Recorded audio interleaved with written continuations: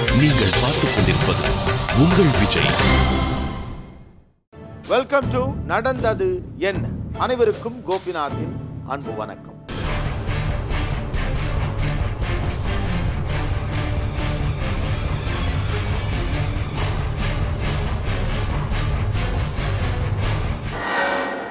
Consumerism, pier pressure, gadgets மீதான obsession, socialising, ஃப்ரெண்ட்ஸோட பார்ட்டிக்கு போகிறது அல்லது ஒரு கெட் டுகெதரில் மீட் பண்ணுறது, இந்த மாதிரியாக பல நெருக்கடிகள் அதிகரித்திருக்கிற இன்றைய காலகட்டத்தில் ஒரு இளைஞனுக்கான பணத்தேவை அப்படிங்கிறது இயல்பாகவே கொஞ்சம் அதிகரிச்சிருக்கு. இந்த பணத்தேவையை மீட் அவுட் பண்ணுறதுக்காக, அதை பூர்த்தி செய்கிறதுக்காக சில இளைஞர்கள் என்ன செய்கிறார்கள் அப்படிங்கிற தகவல் ரொம்பவே அதிர்ச்சி அளிக்குது.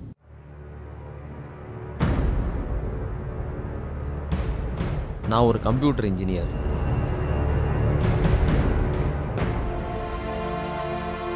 சின்ன வயசுலேருந்தே பணம் சம்பாதிக்கணும், பெரிய ஆளாகணுங்கிறது தான் என்னோட கனவு.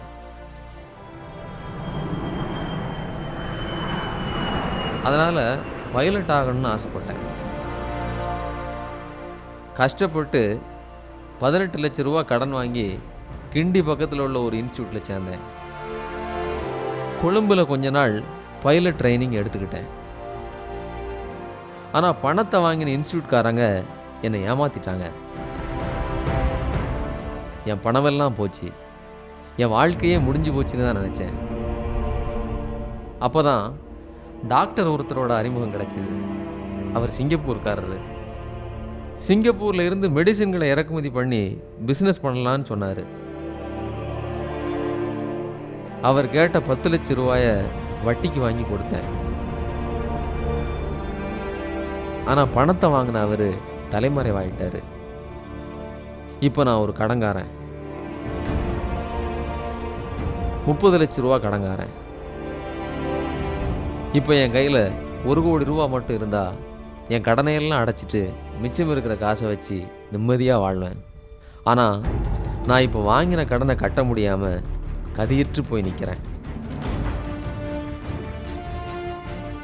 இங்கே எவனுமே நல்லவன் இல்லை, நான் மட்டும் ஏன் நல்லவனாக இருக்கணும்? இப்போ எனக்கு இருக்கிற பிரச்சனைக்கு ஒன்று நான் தற்கொலை பண்ணணும், இல்லை கொலை தான் பண்ணணும். ஆமாம், கொலை தான் பண்ணணும். சென்னை மதுரா வயலில் கணேஷ்ராம் அப்படின்னு ஒருத்தர் ஒரு அடகு கடை வச்சுருந்தார். அந்த அடகு கடையில் ஒரு நாள் ராத்திரி யாரோ அங்கேருந்த நகைகள்லாம் திருடிட்டு போயிட்டாங்க. அதுக்கப்புறம் பாதுகாப்பு ஏற்பாடுகளை உருவாக்கணும் அப்படின்னு கடை முழுக்க சிசிடிவி அங்கே இங்கே அப்படின்லாம் வச்சாங்க. அந்த சிசிடிவி வச்சு சரியாக 1 மாதத்தில் ஒரு பையன் அந்த கடைக்கு வர்றான். அந்த கணேஷ்ராம்கிட்ட ரொம்ப நல்லா பேசுகிறான், ஏதோ பொருள் அடகு வைக்கணும் அப்படின்னு சொல்கிறான். அவன் மேலே அந்த நம்பிக்கையில் அந்த உள்ளே இருக்கக்கூடிய அந்த அறைக்கு கூட்டிகிட்டு போகிறார். அங்கே தான் நகைகள்லாம் இருக்குது. அங்கே வச்சு கணேஷ்ராமை கழுத்தை அறுத்து அந்த பையன் கொலை செய்கிறான். இந்த காட்சியெல்லாம் சிசிடிவியில் பதிவாகும். சிசிடிவியில் அந்த காட்சியெல்லாம் பதிவானாலும் கூட அந்த பையனை ரொம்ப நாள் வரைக்கும் கண்டுபிடிக்க முடியாமலேயே இருந்துச்சு. ஒரு நாள் மத்தியான வேளை, கையில் ஒரு லேப்டாப் பேக்கோட கடைக்குள்ளே நுழைஞ்சாரு ஒரு நபர். வந்த கஸ்டமரை கவனிச்சாரு அடகு கடைக்காரர் குணாராம். அது நகைங்கள்லாம் விற்பனை செய்கிற ஜுவல்லரியாகவும் இருந்ததால் வந்தவர் நகைகளை பற்றி விசாரித்தார்.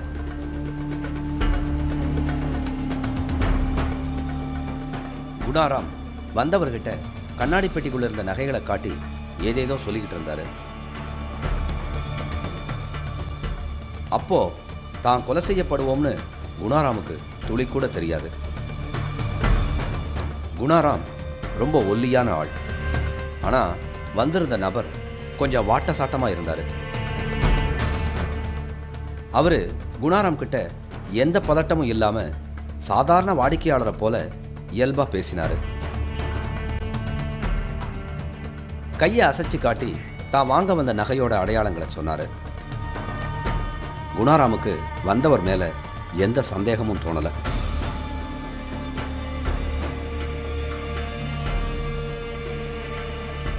அவர் கேட்ட மாடல் நகையை எடுக்கிறதுக்காக லாக்கர் இருக்கிற ரூம்குள்ள போனார் குணாராம்.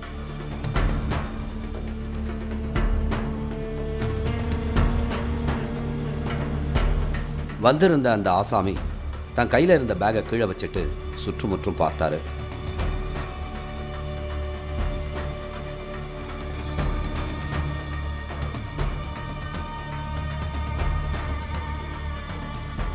அங்கே நடந்த சம்பவங்களை எல்லாம் அறையோட மூலையில் இருந்து கவனிச்சுக்கிட்டு இருந்தது ஒரு கேமரா. ஆனால் வந்த நபர் அதை கவனிக்கல. லாக்கர் ரூமுக்குள்ளே போன குணாராம பின்தொடர்ந்து போனார் அந்த நபர். தான் கையில் மறைச்சி வச்சிருந்த கத்தியால் அங்கேயே அவரை கொலை செஞ்சிருக்காரு. 80 சவரன் சொல்கிறாங்க, சரியாக தெரியல, எவ்வளோ எடுத்துகிட்டு போயிருக்கான்னு தெரியல. 80 சவரன் நிறைய காணாமல் போய் சொல்கிறாங்க. அவர் நல்ல, எங்களுக்கு தெரிஞ்ச வரைக்கும் நல்லவர் தான். அவர் ஃபேமிலி, அண்ணன் தம்பி 2 பேர் கடையில் இருப்பாங்க. அந்த சம்பவம் நடந்து முடிஞ்ச உடனே அவரும் எங்கேயோ வெளியே போயிட்டு அந்த நேரம் தான் வந்திருக்காரு. வந்த உடனே கடை உள்ள வந்த உடனே ஆளை யாரும் தம்பியை காணுமேன்ட்டு உடனே இந்த லாக்கர் இருந்த ரூமை கொஞ்சம் தள்ளி இருக்கிறார். தள்ளி பார்க்கும்போது அவர் உள்ளே அடிபட்டு உள்ளே ரத்தத்தில் கிடக்கவே உடனே என்ன பண்ணார், என்கிட்ட ஓடி வந்து இங்கே வான்னு என்னை கூப்பிட்டார். நான் உடனே கடவுளில் போனேன். போகும்போது என் தம்பியை யாரும் அடித்து போட்டிருக்காங்க பாரு அப்படின்னு. சரி வேணா ஹாஸ்பிட்டலுக்கு போகிறதுக்கு ஃபோன் பண்ணலாம் அப்படின்னு நான் சொன்னேன். இல்லை அவர் இறந்துட்டார், நீ எனக்கு போலீஸுக்கு ஃபோன் பண்ணு அப்படின்னு சொன்னார். நான் தான் போலீஸுக்கு ஃபோன் பண்ணி இன்ஃபர்மேஷன் கொடுத்தேன். அது வந்து அவன் தனியாக இருக்கிறான் அப்படின்றத தெரிஞ்சுக்கிட்டு இவங்க பண்ணியிருக்காங்க. அதுதான் அங்கே நாங்கள் விசாரித்ததில் அவன் வந்து கொஞ்சம் அந்தளவுக்கு ஆக்டிவான பையனாக இல்லை அப்படின்றத அவன் ஒரு 2-3 நாளாக வந்து பார்த்துருப்பான்றது இப்போ இருக்கிறவங்க சொல்கிறாங்க. அங்கே கேட்டால் விசாரித்தா வந்து போயிருக்கான், ஆனால் எங்களுக்கு இவன் தான்றது தெரியாது அப்படின்ற மாதிரி அங்கே பக்கத்தில் இருக்கிறவங்களாம் ஃபீல் பண்ணுறாங்க. அவ்வளோதான். நெற்குன்றம் பட்டேல் ரோட்டில் இருக்குது குணாராமோட அடகு கடை. அவர் கொலை செய்யப்பட்டது சம்பந்தமா மதுரவாயல் காவல் நிலையத்தில் வழக்கு பதிவு செய்யப்பட்டிருக்கு. சிசிடிவி கேமராவில் பதிவான வீடியோ படங்களை வச்சு விசாரணை நடத்தினாங்க போலீஸ். அந்த படங்கள் பத்திரிகைகள்லையும் வெளிவந்துச்சு. ஆனால் கொலை நடந்து 1 மாதம் ஆகியும் கொலையாளி சிக்கலை. ஆட்கள் நடமாட்டம் அதிகம் இல்லாத மத்தியான வேளையில் பள்ளிக்கரணையில் இருக்கிற அந்த அடுக்குமாடி குடியிருப்புக்கு வந்திருக்காரு ஒரு மர்ம ஆசாமி.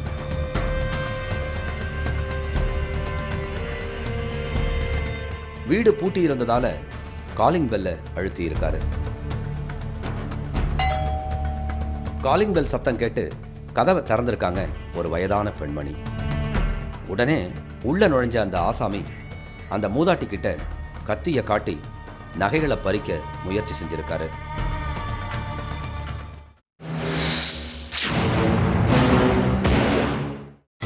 நீங்கள் பார்த்துக் கொண்டிருப்பது உங்கள் விஜய். உடனே உள்ள நுழைஞ்ச அந்த ஆசாமி அந்த மூதாட்டி கிட்ட கத்தியை காட்டி நகைகளை பறிக்க முயற்சி செஞ்சிருக்காரு. சத்தம் கேட்டு அறைக்குள்ள இருந்து வெளியில வந்த மூதாட்டியோட பேத்தி நடந்ததை பார்த்து கத்தி கூச்சலிட்டு இருக்காங்க. நாங்கள்லாம் ஒன்றா பேசிட்டு இருந்தோம். அப்போ சடனாக ஒரு சத்தம் கேட்டுது. நீங்கள் வேலை செஞ்சுருந்தவங்க எல்லாம் திடீர்னு ஓடினாங்க. நாங்களும் பின்னாடியே போனோம். அங்கே போய் பார்த்தா ஒரு பாட்டிக்கு அடிபட்டு இருந்தது பயங்கரமாக. அங்கே ஒருத்தன் அவங்க குத்திருக்காங்க போல், அவனை பிடிச்சி எல்லாம் அடிச்சிருந்தாங்க. நாங்களும் போய் அடித்தோம். அதுக்கப்புறம் வீடு ஃபுல்லாக பார்த்தா ரத்தமாக இருந்தது. அவனை பார்த்தா ஆனால் எப்படி சொல்கிறது, திருடா மாதிரியே தெரியல. அவன் வந்து ரொம்ப டீசெண்டாக இருந்தான் பார்க்குறதுக்கு. அவன் சரி, அப்புறம் என்ன பண்ணோன்னா அவனுக்கு போலீஸுக்கு ஃபோன் பண்ணி வர சொன்னாங்க. அப்புறம் அவனுக்கு வந்து பிடிச்சிட்டு போயிட்டாங்க. கையும் களவுமா பிடிப்பட்ட அந்த நபரை போலீஸ் விசாரிச்சப்பதான் அடகு கடைக்காரர் குணாராம் கொலையையும் இவர் தான் செஞ்சதா தெரிய வந்திருக்கு. இவரோட பேரு ராமஜெயம், சொந்த ஊரு சிதம்பரம். இன்ஜினியரிங் பட்டதாரியான இவர் தொழில் செய்ய முயற்சி பண்ணி அதில் ஏற்பட்ட கடனால தான் குணாராம கொலை செஞ்சதா போலீஸ்ல வாக்குமூலம் கொடுத்திருக்காரு. ராமஜெயம் குணாராம கொலை செஞ்ச வழக்கில் கைது செய்யப்பட்டு சிறையில் இருக்கிற இந்த நிலையில சிதம்பரத்தில் இருக்கிற ராமஜெயத்தோட குடும்பத்தார் தரப்பை அறிய முற்பட்டோம். பையன் எப்படியும் பைலட் ஆயிடுவாங்கிற கனவுல இருந்த அந்த குடும்பம் இந்த செய்தியை கேட்டு ரொம்பவே கலங்கி போயிருக்கு. நான் அது வந்து கனவுல மட்டும் வாங்கி கொடுத்துருக்கலாம். வந்துட்டு அந்த தூண்டுதல் பேர் எனக்கு ஒரு அதெல்லாம் பண்ணாலும் தெரியல. ஆனால் இதெல்லாம் நம்ப முடியல. பேங்க்கில் வீட்டை அடமானம் வச்சு பைலட்டுக்கு சேர்த்து விட்டோம் சார். அவனை ஃப்ளைட் ஸ்கூலில் தம்பியை சேர்த்து விட்டோம். ரொம்ப நாளாக ஆயிடுச்சு சார் அது பணம் கட்டி. அப்புறம் இப்போ விசா ரொம்ப கெடுபடியாக இருக்குது அமெரிக்காவில். இப்போ போய் நம்ம அங்கே ட்ரைனிங் பண்ண முடியாது. நம்ம எல்லாம் சேர்ந்து ஸ்ரீலங்கா போய் அங்கே ட்ரைனிங் பண்ணலான்ட்டு அங்கே ஒரு 6 மாதத்துக்கு மேலே தங்கியிருந்தாங்க சார். அதை முடிச்சுட்டு திரும்ப சென்னைக்கு வந்தப்போ அமெரிக்கா போயிடலாம், படிக்கிறதுக்கு போயிடலான்னு சொல்லிட்டு இருந்தாப்புல. அந்த நேரத்தில் டாக்டர் ஜெய்ங்கிற மூலமா பழக்கம் வந்தது. டாக்டர்னு பொறுத்த பழக்கம் இருக்குப்பா. 10 லட்ச ரூபா அந்த மெடிக்கல் இது பண்ணுறதுக்கு 10 லட்ச ரூபா காட்டினா ஒரு பர்சன்டேஜ் மாதிரி போட்டு டபுளாக கிடைக்கும் அப்படின்னு சொல்லிட்டு இங்கே வந்து பணம் கேட்டான் தம்பி. நாங்கள் குடும்பத்தில் எல்லாம் சொல்லிட்டோம், நம்ம பேங்க்கில் வீட்டு அடமானம் வச்சு கட்டியிருக்கு, நம்ம கஷ்டப்பட்டு சம்பாதிக்கிறோம், நீ என்ன வேலையை போனே பைலட்டுக்கு அதை ஃபஸ்ட்டு பாரு, இந்த டாக்டர் அதெல்லாம் நம்பாத அப்படி சொல்லி நாங்கள் அனுப்பிச்சி விட்டோம். அதுக்கப்புறமும் டாக்டர் தம்பி போட்டு ரொம்ப பிரெயின் வாஷ் பண்ணி லோக்கல்ல இங்கே பணம் வாங்கி கொடுத்துருக்கான் அந்த டாக்டர்கிட்ட. டாக்டர் கொடுத்ததுக்கப்புறம் ஒரு டாக்டர் தலைமுறை ஆயிடுவார். திரும்ப எங்கள் வீட்டுக்கு வந்து நம்ம மலேசியா போகிறேன் ட்ரைனிங் போகணும்னு சொல்லி அந்த டாக்டரை மலேசியா தாய்லாந்து இங்கே போட்டு ரவுண்ட் அடிச்சு பார்த்துருவேன் எப்படியோ பணத்தை வாங்கி கொடுத்துணுன்ட்டு. அங்கே போனதும் கிடைக்கல. 3 மாசமா வீட்டு பக்கமே வரலாம். என்ன ஃபோன் பண்ணி வாங்கண்டா ஃபோன் பண்ணி கூப்பிடுவான், இதை வந்துடுறேன்ப்பா, இதை வந்துடுறேன், ஒரு வாரத்தில் வந்துடுறேன், அந்த டைம்லாம் முடிஞ்சிருச்சு அப்படின்னு போட்டு எப்படி ஈக்கடிச்சிக்கிட்டே இருந்துட்டான். இப்போ டிவியில் பார்த்தது அப்படின்னா இதெல்லாம் சொல்கிறாங்க, இதெல்லாம் பார்த்து எங்களுக்கே ஒரு பயமாக இருக்குங்க. கணேஷ்ராம் கொலை வழக்கில் கைது செய்யப்பட்டிருக்கக்கூடிய ராமஜெயத்தோட ப்ரொஃபைலை பார்த்தா ரொம்ப ஆச்சரியமாக இருக்கு. பிஇ கம்ப்யூட்டர் சயின்ஸ் படிச்சிருக்காரு. இலங்கை தலைநகர் கொழும்புல பைலட் ஆகிறதுக்காக 10 மாதம் ஒரு சிறப்பு பயிற்சி எடுத்திருக்காரு. சிங்கப்பூர்லேருந்து ஃபார்மசூட்டிக்கல் இண்டஸ்ட்ரியில் இம்போர்ட் எக்ஸ்போர்ட் பிஸ்னஸ் பண்ணுறதுக்கு எக்ஸிக்யூஷனை ஆரம்பிச்சிருக்காரு. அந்த மாதிரி பிஸ்னஸ் பண்ண ட்ரை பண்ணுறப்போ நிறைய பணத்தை அவர் ஏமாந்து போயிடுறாரு. அப்படி ஏமாந்து போன காரணத்தினால பணத்தேவை ஏற்படுறப்போ க்ரைம் பண்ணியாவது அந்த பணத்தை நம்ம சம்பாதிக்கணும் அப்படிங்கிற இன்டென்ஷனுக்கு வந்து க்ரைமில் ஈடுபட ஆரம்பிச்சிருக்காரு அப்படின்னு சொல்கிறாங்க. இவர் மட்டும் கிடையாது, தனக்கு பணத்தேவை ஏற்பட்டால் க்ரைம் பண்ணி கூட பணம் சம்பாதிக்கலாம், அது தப்பில்லை அப்படிங்கிற இன்டென்ஷன் நிறைய இளைஞர்களிடம் வளர்ந்து கொண்டே வருகிறது அப்படின்னு ஒரு ஆய்வறிக்கை சொல்லுது. பணம் சம்பாதிக்கிறது தான் என்னோட எய்ம். அதுக்காக நான் எந்த எல்லைக்கும் போக தயாராக இருக்கேங்கிற மனோநிலையை இன்றைய நுகர்வு கலாச்சாரம் ஏற்படுத்தி இருக்கு. சம்பவம் 1. சென்னை அண்ணா நகரைச் சேர்ந்த +1 படிக்கிற மாணவர் ஒருத்தர் தன்னோட அப்பா கிட்டேயே 8 லட்சம் ரூபாய் பணத்தை திருடி கார் வாங்கியிருக்காரு. பணத்தை காணலேன்னு வீட்டு டிரைவர் கிட்ட விசாரிச்சதுக்கு அப்புறம்தான் அவர் மூலமா மாணவர் கார் வாங்கின விஷயமே வெளியே வந்திருக்கு. ஒரு போலீஸ் பரபரப்பாக வந்துன்னு போயிருந்தாங்க. என்ன ஏதுன்னு பிடிச்சி கேட்கும்போது இந்த மாதிரி ஒரு 8 லட்ச ரூபாய் திருடி போயிருக்கு அப்படின்னாங்க. கடைசியில் பார்த்தா அந்த பையனே வந்து அந்த வீட்டோட பையனை வந்து 8 லட்ச ரூபாய் திருடி ஸ்விஃப்ட் டிசைர் கார் ஒன்று வாங்கி அதை டிரைவர் பேரில் ரிஜிஸ்டர் பண்ணி கடைசியில் டிரைவரே மாட்டி விட்டுருக்கான். எதுக்கு இந்த காரை வாங்கினா அப்படின்னு கேட்டிங்கன்னா, இந்த மாதிரி வந்து என் கூட படிக்கிறவங்கலாம் வந்து எல்லாம் ரிச்சானவங்க, இத்தனைக்கும் +1 படிக்கிற பையன், அவன் கேர்ள் ஃப்ரெண்டு வேணும் அப்படின்னா கார் இருந்தால் தான் கேர்ள் ஃப்ரெண்டு கிடைக்குதும் அப்படின்றதுனால அந்த காரை திருடி வாங்கி இது பண்ணியிருக்கான். சம்பவம் 2. சில வருஷங்களுக்கு முன்னால் வெளிவந்த செய்தி. சென்னை அண்ணா நகர் பகுதியில் நிறுத்தி வைக்கப்பட்டிருந்த காரை ஒருத்தர் திருடி இருக்காரு. சென்னையில் பெரிய ஐடி நிறுவனத்தில் வேலை பார்த்த அவரும் ஆடம்பர தேவைக்காக காரை திருடினதா செய்திகள் வெளிவந்துச்சு. சம்பவம் 3. சில மாதங்களுக்கு முன்னால் அதே பாணியில் காரை திருடினதா பெங்களூரில் ஒருத்தர் கைதானார். 50,000 ரூபாய் சம்பளத்தில் பெரிய போஸ்டிங்கில் இருந்த அவர் தன்னோட ஆடம்பர வாழ்க்கைக்கு பணம் போதாமல் காரை திருடினதா செய்திகள் வெளிவந்துச்சு. ஆடம்பர வாழ்க்கைக்காக பணத்தேவைகள் அதிகரிச்சுக்கிட்டே போகிறது இன்றைய இளைஞர்கள் மத்தியில் சாதாரண விஷயமா ஆயிருச்சு. அதுக்காக புது புது வழிகளை பின்பற்றுறாங்க. சென்னை பட்டினப்பாக்கம் பகுதியில் அடிக்கடி நடக்கிற பைக் திருட்டு சம்பவங்கள் அதுக்கு ஒரு அடையாளம். பட்டினப்பாக்கத்தில் 10 வருஷமாக இருக்கிறேன். ஃபேமிலி லவ்வர்ஸ்லாம் வருவாங்க. 10 மணிக்கு மேலே வண்டி வந்து விட்டுட்டு எல்லாம் பீச்சுக்கு போயிடுவாங்க. 10 மணிக்கு மேலே பார்த்தா அந்த பக்கம் ஃபுல்லாக இருட்டாகவே இருக்கும். காலேஜ் ஸ்டூடெண்ட் வருவாங்க, ஒரு 4-5 பேர் கும்பலாக வருவாங்க. தண்ணி அடிச்சுட்டு வந்து பைக்கை பார்ப்பாங்க, அரட்டி அடிப்பாங்க. அரட்டி அடிச்சுட்டு பைக் எடுத்துகிட்டு போயிட்டு ஓட்டுவாங்க. 4-5 நாள் ஓட்டுவாங்க வச்சுக்கிட்டு திரும்பி வந்து பைக்கை உடச்சி அதே இடத்துல கண்டம் பண்ணி போட்டுருவாங்க. நான் ஏற்கனவே பார்த்துருக்கேன். இது போல் 2-3 டைம் மாட்டிருக்காங்க போலீஸ் ஸ்டேஷனில். சமீப காலங்களில் குற்றச்செயல்களில் ஈடுபடுறவங்க பணத்தை அடையிறதுக்காக என்னென்ன நவீன முறைகளை எல்லாம் கையாளுறாங்கன்னு cyber crime assistant commissioner John Rose கிட்ட கேட்டோம். 21ஆம் நூற்றாண்டில் நம்ம பார்த்தோம்னு சொன்னால் சமுதாயத்தில் ஒரு டிராஸ்டிக் சேஞ்ச், அந்த குற்றங்கள் நடைபெறக்கூடிய விதத்தில் ஒரு ட்ரெமெண்டஸ் சேஞ்ச் வந்திருக்கு. தட் இஸ் பிகாஸ் இந்த சயின்ஸ் அண்ட் டெக்னாலஜியோட க்ரோத் வந்ததுலேருந்து இன்னையோட educated youths R attracted towards ஒரு ஈஸி மணி. சமுதாயத்தில் எவ்வளோ ஈஸியாக பணம் சம்பாதிக்கலாம், அப்புறம் எப்படி லேவிஷ் லைஃப் வாழலாம் அப்படின்னு சொல்லிட்டு. காரணம் அவங்களுக்கு electronic gadgets like modernised cellphone வாங்கணும், அல்லது லேப்டாப்ஸ், காஸ்ட்லி லேப்டாப்ஸ் வாங்கணும். இதுக்கெல்லாம் they need easy money. So இதனால் அவங்க என்ன பண்ணுறாங்கன்னு சொன்னால் ஈஸி மார்க்கங்கள் கண்டுபிடிக்கிறாங்க. இதுக்கு அவங்களோட டெக்னாலஜியும் சயின்ஸுமே அவங்களுக்கு ஹெல்ப்ஃபுல்லாக இருக்குது. லைக் இப்போ எல்லாம் நீங்கள் பார்த்துட்டிங்கன்னு சொன்னால் இந்த ப்ரீவியஸ் ட்ரெடிஷ்னல் கிரைம்ஸ் எல்லாம் இப்போ யாரும் அதிகமாக கமிட் பண்ணுறதே கிடையாது. இப்போ they have turned their attention to electronic crimes அல்லது ஒயிட் காலர் கிரைம்ஸ் அப்படின்னு சொல்லக்கூடிய அந்த ஆங்கிள்லேயே போயிட்டுருக்குறாங்க. ரீசெண்டாகவே எங்களுக்கு ஒரு இன்ஸ்டன்ஸ் அப்படின்னு சொன்னால் ஒரு ஹைதராபாத்தில் உள்ள ஒரு யங்ஸ்டர் ஏஜ் அபவுட் 24 years, நல்ல intelligent bye, who has got admission in the very best engineering college here in Chennai. நல்லா படித்து அப்புறம் இமிடியேட்டாக கேம்பஸ் இன்டர்வியூவில் அவனுக்கு ஐடியில் ஒரு நல்ல ஒரு ரெப்யூட்டட் இன்ஸ்டியூஷன் நல்ல ஒரு வேலையும் கிடச்சிருச்சு. But the fellow is greedy after money. அவனுக்கு குவிக் மணி அப்படி வேணும் அப்படின்றதுக்காக இவனுக்கு நல்ல செல்ஃபோன் வாங்கணும், நல்ல லேப்டாப் வாங்கணும்னு சொல்லிட்டு ஆசை வந்தனால அவன் பக்கத்து சீட்டில் இருந்து அதே இண்டஸ்ட்ரியில் வேலை செய்யக்கூடிய இன்னொரு பொண்ணு, அவளும் ரொம்ப எஜுகேட்டட் கேர்ள், பிஏலாம் முடிச்சிருக்கிறா, அதில் இருந்து செல்ஃபோன் அவன் எடுத்துக்கிட்டு ஹியாஸ் வேற ஒருத்தர் கூப்பிட்ற மாதிரி அவங்ககிட்ட கூப்பிட்டு சில டீட்டெயில்ஸ் எல்லாம், பர்சனல் டீட்டெயில்ஸ் எல்லாம் அவளை கலெக்ட் பண்ணிக்கிட்டு செல்ஃபோன் வாங்குறான், அந்த கிரெடிட் கார்டை கொடுத்து. திருப்பி அந்த கார்டை அந்த பொண்ணு இதில் பர்சனல் தெரியாமல் யாருக்கும் தெரியாமல் வச்சிருக்கிறான். திடீர்னு இந்த பொண்ணுக்கு செல்ஃபோனுக்கு எஸ்எம்எஸ் மெசேஜ் வருது, உங்கள் இதில் இருந்து 32,000 rupees reduced for purchase of cellphone அப்படின்னு சொல்லிட்டு வருது. இந்த பொண்ணு ஒன்றும் தெரிலன்னு சொல்லிட்டு என்கிட்ட ஒரு கம்ப்ளைண்ட் வந்தாங்க. அப்போ தென் வி ஸ்டார்டட் என்கொயர் பண்ணும்போது இந்த செல்ஃபோன் ஒரு பர்டிகுலர் கடையில் வாங்கப்பட்டிருக்கு அப்படின்னு சொல்லிட்டு எங்களுக்கு தெரிஞ்சனா நாங்கள் அந்த கடைக்கு போகிறோம். போகும்போது அந்த கடையில் நல்ல வேலையாக சிசிடிவி கேமராஸ் இருந்துச்சு. அங்கே பார்த்தா இந்த பையன் பைக்கில் வந்து இவங்க கூட இன்னொரு ஃப்ரெண்டு கூட வந்திருக்கான், வந்து அந்த கடையில் அந்த பர்டிகுலர் பீரியடில் அந்த இதை பர்ச்சேஸ் வாங்கியிருக்கிறோம். ஸோ அந்த சிசிடிவி இருந்தனால we could identify that boy. நீங்கள் பார்த்துக் கொண்டிருப்பது உங்கள் விஜய். வெல்கம் பேக் டு நடந்தது என்ன. எனக்கு பணத்தேவை இருக்கு அப்படிங்கிற ஒரு சூழ்நிலையில தப்பு பண்ணியாவது நான் பணம் சம்பாதிக்கலாம், அது தப்பு இல்லை அப்படிங்கிற மனநிலைக்கு நிறைய இளைஞர்கள் போயிட்டு இருக்காங்க. அப்படின்னா அதுக்கு எது காரணமாக இருக்க முடியும்?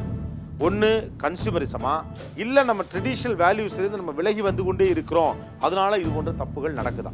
இந்த மாதிரி இப்போ கிரிமினல் ஆக்டிவிட்டீஸில் எஜுகேட்டட் யூஸும் அப்படியே ஒரு ப்ரோனாய் போகிறதுக்கு main reason the influence of cinema, அது இருக்கலாம். அல்லது இவங்களே தன்னோட பியர் குரூப்பும்பாங்க, அதை ஈக்குவல் குரூப் ஃப்ரெண்ட்ஸுக்கு இடையில தன்னோட ஸ்டேட்டஸை உயர்த்தி காட்டுறதுக்காக maybe his parents would be very poor. So அவங்ககிட்ட இருந்து இவங்க காட்ஸஸ் எல்லாம் வாங்கி கேட்டாங்கன்னா கண்டிப்பாக வாங்கி கொடுக்க மாட்டாங்க. அதுபோல் இவனோட பர்சனல் சேலரியும் இவனோட லேவிஷ் லைஃப் ஸ்டைலுக்கு உகந்தாக இருக்காது.